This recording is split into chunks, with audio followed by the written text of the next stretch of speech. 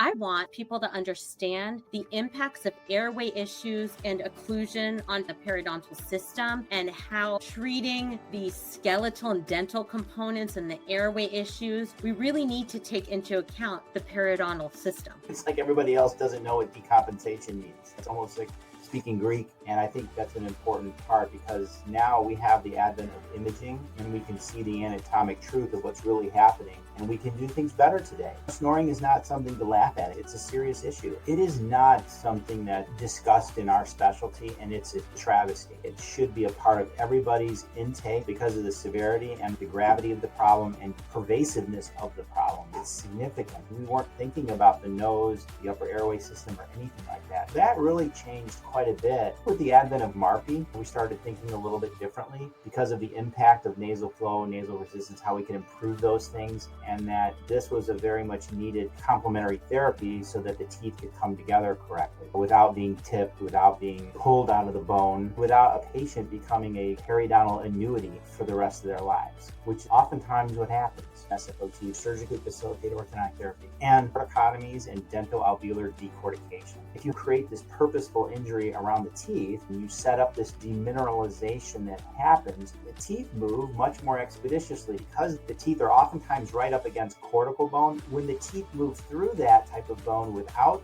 the surgical insult, they're at a higher risk for root resorption. That can compromise the prognosis of the tooth.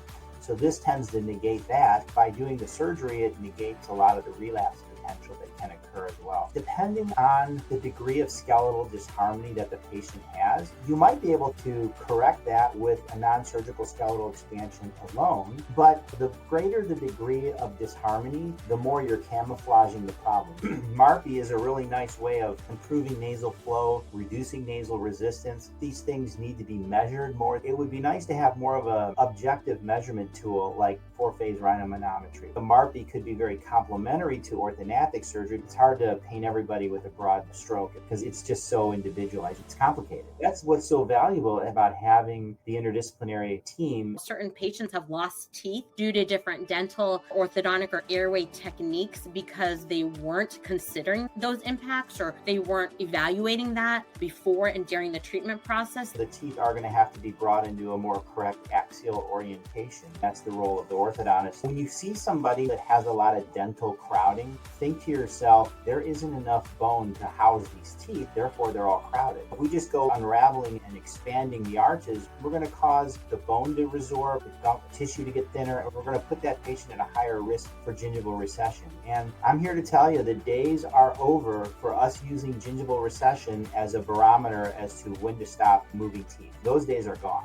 We need to be paying attention to what is happening at the foundation level as we move teeth. We have papers coming out on what we call phenotype-driven treatment planning. The more we expand the teeth, the more we create these bony problems around the teeth. Today, it's not just about correcting the problems after the fact. It's about, let's get out in front of it. Let's let the periodontist expand the boundary conditions for which the orthodontist can work within and not accept the compromise. We can get the teeth in the best position possible for that patient's face, for their bite, for their tongue volume, for their airway. If it's an orthodontist, you're like, hey, let's take out 4 premolars. That's an orthodontist that probably needs to rethink how they're practicing. Are we diagnosing our orthodontic patients as good as we can be? And the answer is no, we're not. The orthodontist, maybe the pediatric dentist actually, is the earliest caretaker of the patient's periodontium. And they have a responsibility to consider these airway, expand the patient early when needed. They have an opportunity to change the trajectory of a patient's life. Gingival recession equals bone loss. If a patient comes in and they have gingival recession,